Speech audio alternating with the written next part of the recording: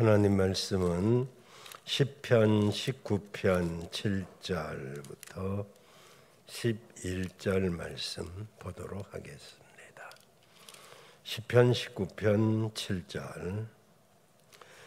여호와의 율법은 완전하여 영혼을 소성케 하고 여호와의 증거는 확실하여 우둔한 자로 지혜롭게 하며 여호와의 교훈은 정직하여 마음을 기쁘게 하고 여호와의 계명은 순결하여 눈을 밝게 하도다. 여호와를 경외하는 도는 정결하여 영혼까지 이르고 여호와의 규례는 확실하여 다 의로우니 금, 곧 많은 정금보다 더 사모할 것이며 꿀과 송이꿀보다 더 달도다. 또 주의 종이 이로 경계를 받고 이를 지킴으로 상이 크니이다. 아멘. 할렐루야. 예수님밖에 없습니다. 오늘 12월 둘째 주일은 여러분 아시다시피 전 세계적으로 성경 주일입니다. 성경은 7가지 면에서 기적적인 책입니다. 목자대학을 공부하신 분은 들어서 아시겠지만은 성경은 약 1600여 년 기간 동안 기록된 책입니다. 10년이면 강산도 변화한다는데 1600년이나 긴 세월 동안 기록이 되었는데 그 내용이 통일성이 있습니다. 그뿐 아니라 그 기록자는 왕도 있었고 목동도 있었고 농부도 있었고 세리도 있었고 시인도 있었고 그리고 의사도 있었습니다. 배움의 정도가 다른데 어떻게 그렇게 통일성이 있을까?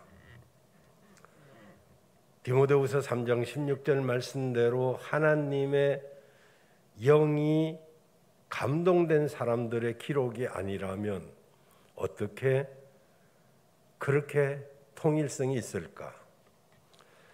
그리고 66권의 성경이 기록된 연대만 1600년은 긴 세월이 아니라 장소도 다릅니다. 어떤 이는 왕궁에서 기록했고 어떤 이는 감옥에서 기록했고 어떤 이는 귀양 가서 기록했는데도 사람은 환경의 지배를 받는다는데 그 환경과 상관없이 그 내용이 통일성이 있습니다. 장소만 다른 게 아니고 연대만 다른 게 아니고 언어도 다른데 그 언어가 다르게 기록되어 있는데도 통일성을 이루고 있습니다. 그리고 이 성경책은 모든 책 중에 가장 최고로 많이 팔린 베스트셀러 중에 베스트셀러입니다. 많은 책들이 있지만 그 가운데 가장 많은 핍박을 받았음에도 불구하고 오늘날도 현존하고 있습니다. 그 유명한 철학자 볼테르가 얼마나 당시 인기가 있었는지 모든 사람들의 추앙을 받는데 이 볼테르가 교만할 대로 교만해져서 앞으로 100년 이전에 이 성경은 종이 쪼가리에 불과할 것이다 라고 호언장담했지만 현재 영국의 볼테르의 그 집은 영국 성서공예사라는 출판사가 세워져서 하루에도 수만 권의 성경이 발간되어 나오고 있습니다. 모든 계층의 사람을 남녀노소 지희고하를 막론하고 성경은 읽으면 읽을수록 감동을 받아 그리고 사람들이 변화되는 역사가 있었습니다. 그 뉴 웰리스라고 하는 사람이 얼마나 기독교가 황당하고 믿지 못할 성경인지를 증명해 보이기 위해서 그는 그 당시 유명한 무신론자인 친구 인거설과 함께 자신의 집 팔고 재산을 정리해서 자신의 일생을 기독교가 허구인 것을 증명해 보이겠다는 사명의식을 갖게 되었습니다. 아무리 성경을 반대하려고 해도 알고 반대해야지, 모르고 반대를 위한 반대를 하면 누가 거기에 설득당할 사람이 있겠습니까? 웰리스는 그래서 성경을 읽어보기로 결심했습니다. 창세기에서부터 계시록까지 쭉 읽어가는 동안 그는 저절로 무릎이 꿇어질 수밖에 없었고, 그는 마침내 하나님은 살아계시군요 라고 하나님을 만나게 되었습니다. 그리고 그 전 재산을 배너라고 하는 그 영화를 만드는데 헌신을 하게 되었습니다.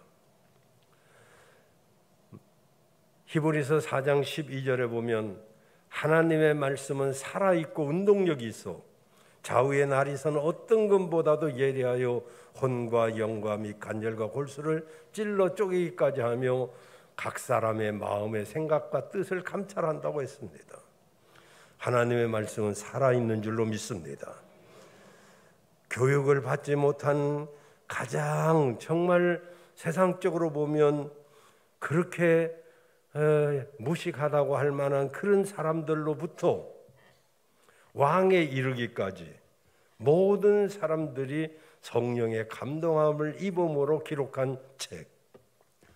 어떤 사람은 성경이 과학하고는 모순된다고 하지만 사실은 과학이 미처 따라오지 못했기 때문에 그렇지, 성경은 이미 과학적으로도 분명한 책입니다. 여러분, 현대 천문학 시조인 코페르니쿠스는 지동설과 천동설이 이제 막 알려지기 시작했을 때 1473년에 태어나서 1510년에 그는 유명한 천문학자가 되었습니다. 그는 지구가 둥글다, 또 태양을 중심으로 돈다, 이런 것을 발견하기 시작한 그 당시 갈릴레오라든지 이런 사람들이 있었는데, 여러분, 성경은 이미 전도서 1장 5절에 보면 해는 떴다가 지며 그 떴던 곳으로 빨리 돌아간다고 말하고 있습니다. 물론 과학적인 용어는 아닐 수 있지만은 그뿐입니까? 벌써 3500년 전에 이런 이야기를 하고 있어요.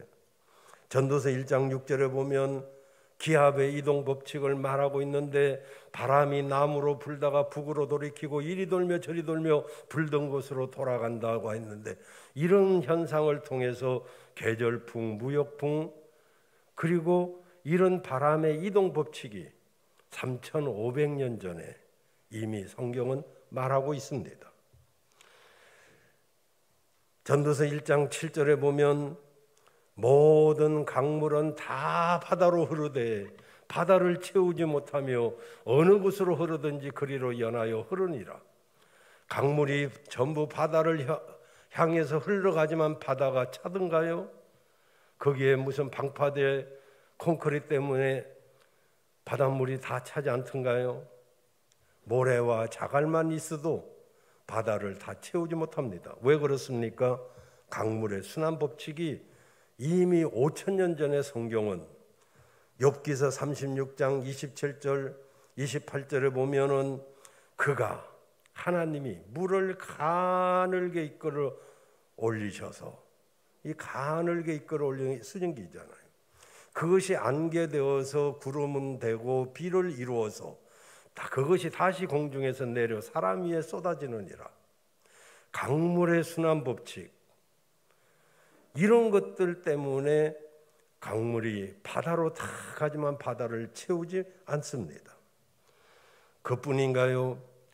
창세기 2장 7절에 보면 하나님이 사람을 흙으로 지으셨는데 그 흙의 원소가 96가지, 인간의 육체의 원소가 96가지.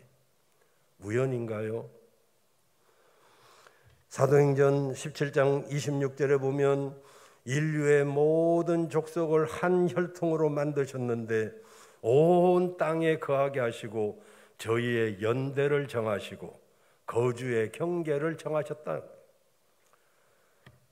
제가 그런 말씀 드렸죠. 신라 1000년, 고구려 500년, 이시조선 500년, 이런 연대가 사람이 정한 게 아니고 하나님이 이미 정해 놓으셨고, 한반도의 거주의 경계, 중국의 당 모양의 경계, 이런 것들을 전부 하나님이 정하셨다고 사도행전 17장 26절은 정확하게 말씀하고 있습니다.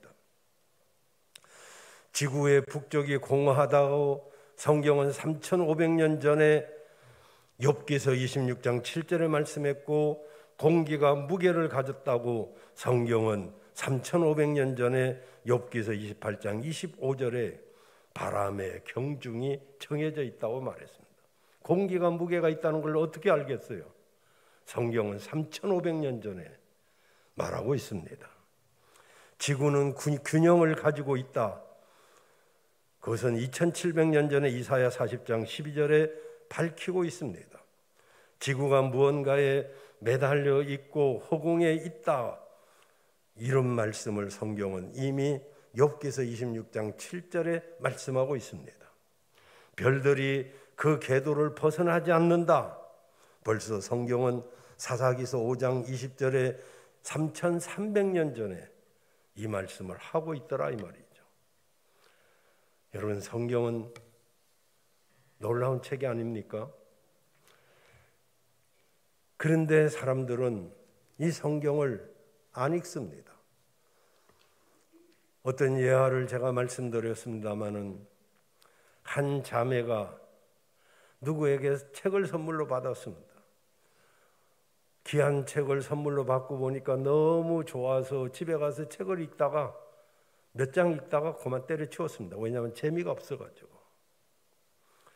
그러다가 그녀가 여행 중에 한 이상적인 남친을 만났습니다. 서로 사랑하게 되었죠. 그런데 그 사람의 이름을 듣고 보니까 어디서 많이 듣던 이름이라 가만히 생각해 보니까 얼마 전에 받은 책 저자 이름하고 똑같아서 내가 얼마 전에 책을 선물로 받았는데 그 책 저자 이름하고 당신하고 똑같네 이름이. 그랬더니 그 남친이 그거 내가 쓴 책입니다 라고 했어요.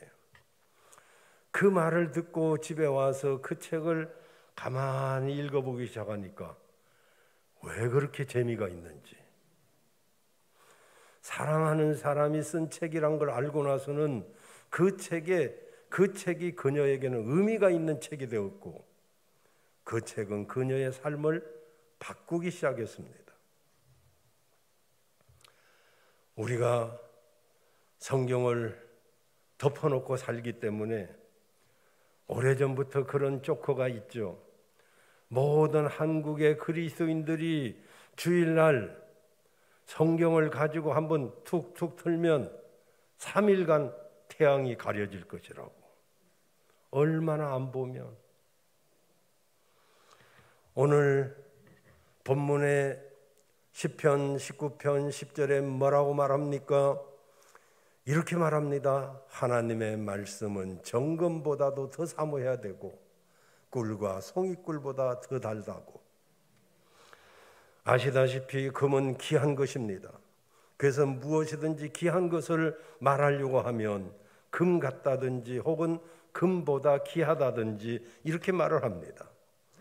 금이 귀한 것은 흔치 않아서이기도 하지만 그의 귀한 성질 때문이기도 합니다. 그의 귀한 성질이 뭡니까? 금은 불변합니다. 금은요, 물에나 불에 들어가도 그 본질을 잃지 않습니다. 모든 화폐는 금을 단위로 해서 발행하는 것입니다. 물론 우리나라 화폐는 그렇지 않습니다. 우리나라 화폐는 달러를 기본으로 해서 발행하기 때문에 달러가 하락되면 가치가 떨어지고 달러가 올라가면 우리 가치도 올라가지만 그러나 우리나라 돈은 불안지폐라고 해서 전쟁이 나면 종이 쪼가리에 불과하게 됩니다. 그래서 사람들이 어떻게 하든지 골드바를 가지려고 하고 금을 가지려고 합니다. 오늘날 이 시대는 변해도 많은 사람들이 여전히 금을 선호하는 것은 바로 금이 그만큼 가치가 있기 때문입니다. 달러는 금을 단위로 해서 발행해냅니다. 그런데 그 금보다도 더 귀한 것이 있다는데 그것이 오늘은 말씀이라고 말씀하고 있습니다. 또한 송이꿀 보다 더 달다고 그랬어요. 여러분, 꿀은 몸의 피곤을 가시게 하고 항생 물질도 포함되어 있어서 장티푸스나 기관지, 폐렴 이런 것에 효과가 있다는 것이 알려져 있잖아요. 칼슘과 마그네슘이 있어서 불면증에 시달리고 있는 사람들, 신경통이 있는 사람들에게 굉장히 효과가 있다고 알려져 있습니다. 그래서 우리 몸에는 굉장히 유익하죠. 꿀은 1년 동안 두어도 비타민이 파괴되지 않는다고 합니다.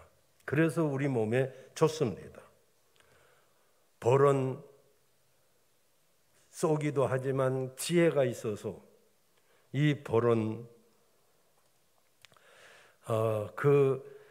말하자면은 화학 비료를 쓴 거기에 가서 꿀을 채취하지 않습니다. 그래서 벌은 아무 데서나 꿀을 채취하는 게 아닙니다. 농약이 있다든지 이러면 가지 않습니다. 그 꿀이 이렇게 좋다는데 근데 그 꿀보다도 더 단 것이 바로 성경이라는 것이죠. 여러분, 말씀이 달다는 것을 체험해 보셨나요? 많은 분들이 체험해 보신 분들도 계실 것입니다.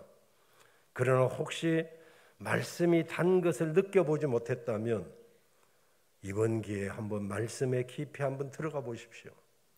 정말 그 사랑하는 연인을 만난 그녀가 사랑하는 마음으로 그 재미없는 책을 읽었을 때 그 책이 의미가 있고 재미가 있는 것처럼 하나님의 말씀은 여러분에게 굉장한 의미를 주게 될 줄로 믿습니다. 저는 오늘 성경주의를 맞이해서 지금은 성경을 사모할 때입니다 라는 제목으로 말씀을 드리려고 합니다. 왜 우리가 하나님의 말씀을 사모해야 될까요? 그것은 몇 가지 본문의 이유가 나와 있습니다. 첫째는 내 영혼을 소생하게 하기 때문입니다. 7절 상반절에 보면 여호와의 율법은 완전한 영혼을 소생케 하며 그랬어요. 여기 이제 쭉 나오는데 율법, 증거, 교훈, 계명, 도, 규례 여러 가지 말로 나오지만 이건 전부 하나님의 말씀을 말하는 것입니다. 어쨌든 7절에는 영혼을 소생케 한다고 그랬는데 이것은 죽음으로부터 내 영을 살린다는 뜻입니다. 나와 여러분이 살아나는 역사가 있어야 될 줄로 믿습니다. 말씀이 살리는 거예요. 여러분, 하나님의 말씀은 온전합니다. 사람이 말하는 교훈들은 현자나 지혜자가 있긴 하지만 그들이 하는 말이 굉장히 우리에게 도움도 되지만은 그들도 간혹 실수를 합니다. 사람이기 때문에. 그런데 오늘 7절에 뭐라고 말씀합니까? 하나님의 말씀은 완전하다는 거죠. 실수가 없다는 것입니다. 그러니 하나님의 말씀은 완전하기 때문에 다른 것이 필요가 없어요. 여러분, 100%의 순금을 더 화려하게 만들고 싶다고 거기에 도금할 필요가 있습니까? 아름다운 백합꽃을 더 아름답게 하기 위해서 거기에 페인트 칠할 필요가 있을까요? 순금은 손댈 필요가 없어요. 백합화는 손댈 필요 없이 이미 아름다운 것입니다. 하나님 말씀은 이미 완전합니다. 다만 아까 그 여성처럼 재미없게 보는 사람도 있고 재미있게 보는 사람도 있겠죠. 그것을 마태복음 13장 1절에서 9절에 우리 마음밭에다 비유하는데 네 가지 마음을 말합니다. 어떤 마음은 길가밭이라 사람들이 너무 많이 왔다 갔다 하니까 딱딱해져 가지고 이 단단한 마음, 완악한 마음, 이 마음에는 씨가 떨어져도 그 씨가 뿌리를 내리지 못하고 새가 와서 먹어버린다고 그래요. 새는 마귀죠. 새벽에도 설교했지만은 요셉이 떡 맡은 관원장에 해몽을 해주는데 떡 맡은 관원장이 떡 세 덩어리가 있는 바구니, 그 소쿠리죠. 그걸 가져가는데 새들이 와서 먹어버리니까 요셉이 뭐라고 그럽니까? 3일 후에 당신 죽는다, 이렇게 해석하잖아요. 떡은 말씀이고 새는 마귀잖아요. 마귀가 말씀을 다 먹어버리니까 그 사람이 죽을 수밖에 없죠. 영혼이. 그 우리가 말씀이 늘 있어야 돼요. 말씀. 그 새들이 와서 먹는다는 걸 아셔야 돼요. 이 시간에도 말씀 듣는 순간에 새들이 계속 그 말씀을 빼앗아 갑니다. 의심을 갖게 하고 딴 생각을 하게 하고 잡념을 갖게 하고. 그게 단단한 마음이 되면 안 돼요. 두 번째는 얕은 마음. 흙은 있는데 땅에 바위가 있어가지고 뿌리를 내릴 수가 없어요. 이건 얕은 마음이죠. 그 다음에 이제 복잡한 마음이 있습니다. 이건 옥토예요. 옥토인데 복잡해요. 염려, 걱정, 원망, 뭐 의심, 생각이 많아요. 생각이 많으니까 옥토이긴 한데 그 씨가 뿌리를 내리려고 하면은 영양분을 그것들이 다 뺏어 먹습니다. 그래서 우리 마음에는 단단한 마음도 있고요, 얕은 마음도 있고, 그리고 복잡한 마음도 있고. 그래서 주님이 말씀하시기를 좋은 마음밭을 가져야 된다. 좋은 마음밭을 가져야 된다. 여러분, 마음밭을 좋은 마음으로 가지시길 바라요. 하나님 말씀 그냥 아멘으로 받으시면 손해갈 게 하나도 없어요. 하나님 말씀 아멘으로 받으시길 바랍니다. 그러면 내 영혼이 살아나요. 만약에 하나님 말씀이 아니면 어떡하나 걱정할 거 없어요. 만약에 하나님 말씀이 아니면 그 말한 자가 죽어버리니까 우리는 그저 아멘으로 받아들이면 내 영혼이 사는 거예요. 두 번째로 왜 정금같이 사모해야 되느냐 하면은 우둔한 자로 지혜롭게 하기 때문에 그래요. 여기 7절 하반절에 보면 하나님의 말씀을 확실하여 우둔한 자로 지혜롭게 하며 그랬어요. 이 우둔한 자, 이건 좋게 말하면 순수한 사람입니다. 착한 사람이에요. 근데 나쁘게 말하면 미련한 사람, 어리석은 사람을 말하죠. 우리가 참 생각해 보면 저도 굉장히 어리석은 사람 중에 한 사람입니다. 그런데 아무리 어리석은 사람이라 할지라도 하나님의 말씀을 받으면 그가 지혜롭게 된다는 거예요. 여러분에게 지혜가 필요하십니까? 그런 말씀을 보시길 바라요. 제 이야기는 늘 해서 죄송합니다만은 저는 우리 아이 4명을 키우면서 교회를 이제 개척을 해서 아이들이 어리고 국민학교, 초등학교 1학년, 3학년, 4학년 아마 그럴 때 이제 개척을 했기 때문에 아이들을 돌볼 시간이 없었어요. 근데 한 가지 딱 잘한 게 있다고 늘 말씀드렸잖아요. 그게 뭐냐 하면은 너희들 손으로 성경 한 권을 써야 된다. 그래서 한 장씩 쓰게 했어요. 그리고 그 한 장 중에서 어떤 구절이든지 니들 마음에 아 이거 괜찮겠다 이런 구절이 있으면 외워야 된다. 한 구절 암송해라. 이래가지고 4명한테 용돈을 줬습니다. 그 중에 1명이라도 안 쓰면 4명 다 용돈 없습니다. 우린 뭐 좀 모질지도 못하면서 그건 모질게 했던 것 같아요.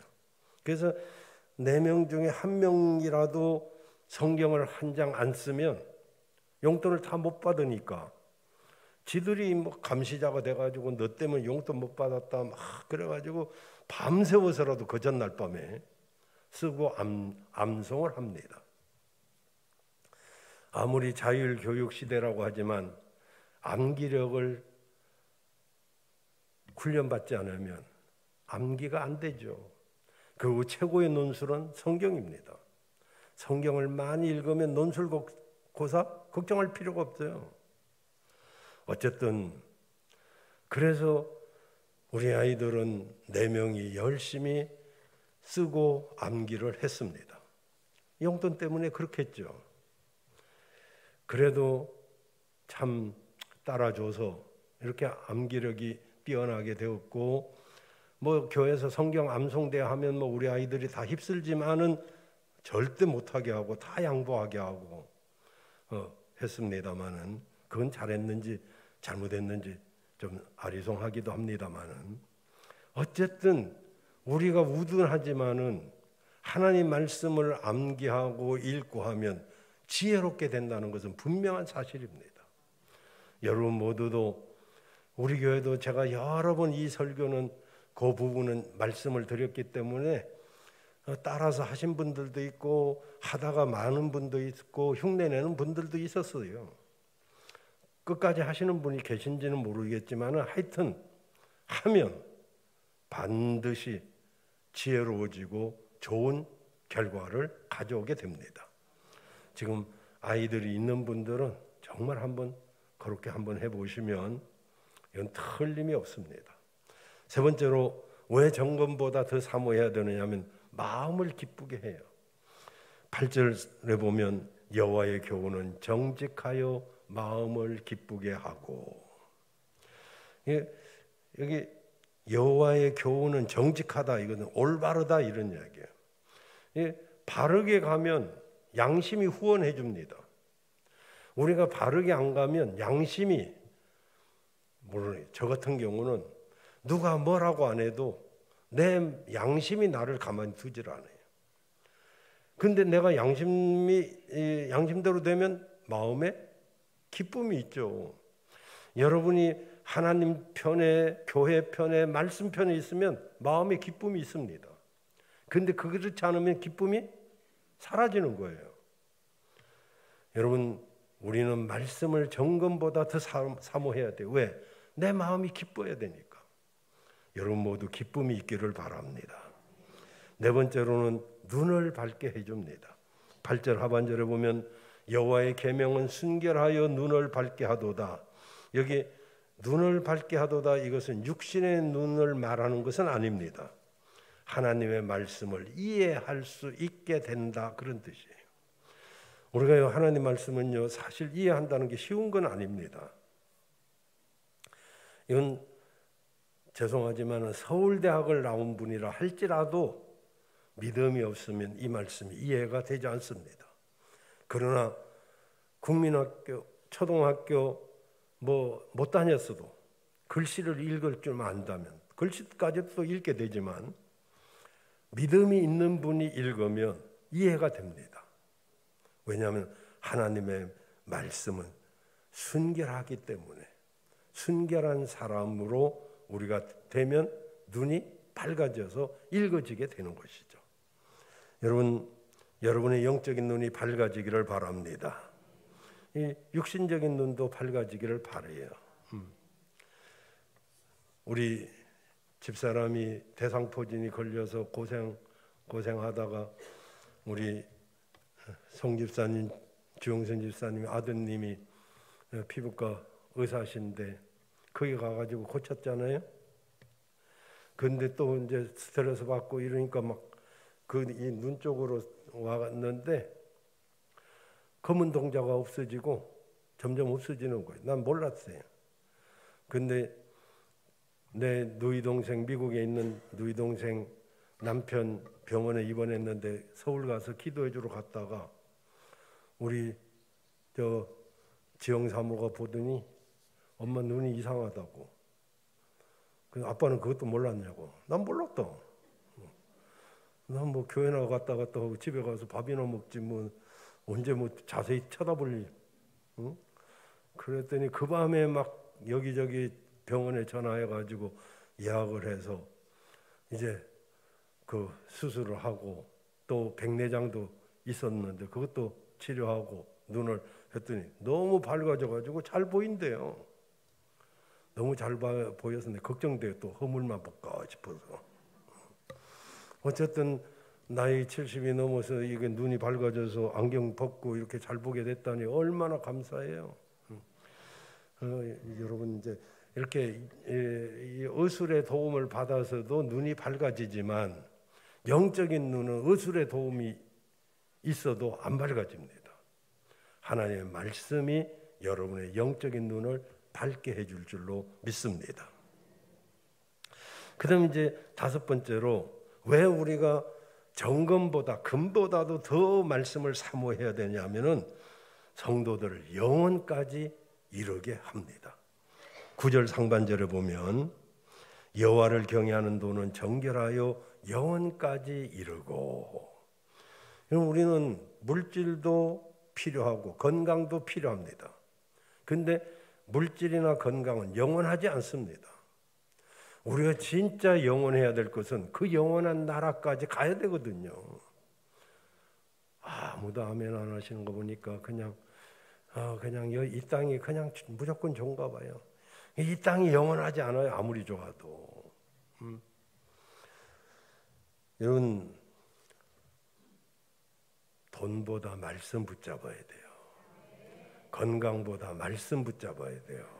그러면요, 건강도 돈도 온다니까요. 돈 버는 방법, 사업하는 방법, 홍보하는 방법 다 성경에 다 있어요. 성경에 없는 게 없어요. 어떤 전문 지식도 어떤 분야든 전문 책이 있어요. 그걸 보면 그 분야는 충분합니다. 책 속에 길이 다 있어요.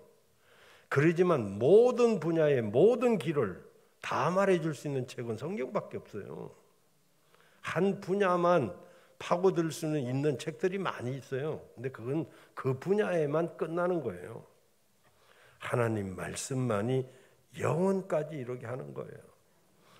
여러분, 우리 영원까지 보장받아야 되지 않겠습니까? 그래서 하나님의 말씀만이 우리를 영원히 보장해 줍니다. 그리고 마지막으로 우리를 의롭게 해줘요. 9절에 보시면 여호와의 규례는 확실하게 다 의로우니, 이 하나님 말씀은 받아들이는 사람에게 의롭고 바른 길로 가게 해주시고, 그리고 우리를 눈을 밝게 하고 영혼을 소성케 하고 영혼까지 이르게 하는 것입니다. 여러분, 우리 관심이 성경으로 돌아가야 될 줄로 믿습니다. 우리의 사랑이 성경으로 향해야 돼요. 우리의 시간과 삶의 방향이 성경으로 향해져야 될 줄로 믿습니다. 성경에 하나님이 나타나 있습니다. 성경에 행복하게 사는 길이 기록되어 있고요.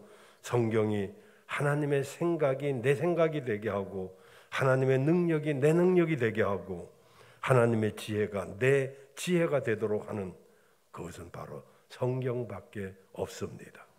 성경을 읽을 때 하나님의 능력이 내 능력이 되고, 성경을 읽을 때 하나님의 성품이 조금은 더디지만 내 성품이 되고, 하나님의 모든 능력이 우리 것이 되는 이 길은 성경을 읽는 것밖에 없습니다. 여러분 앞에 성경이 펼쳐 있으면 천국 가는 길이 열려 있을 것이고, 여러분 앞에 성경이 닫혀 있으면 어쩌면 천국 가는 길이 닫혀 있는지 모릅니다.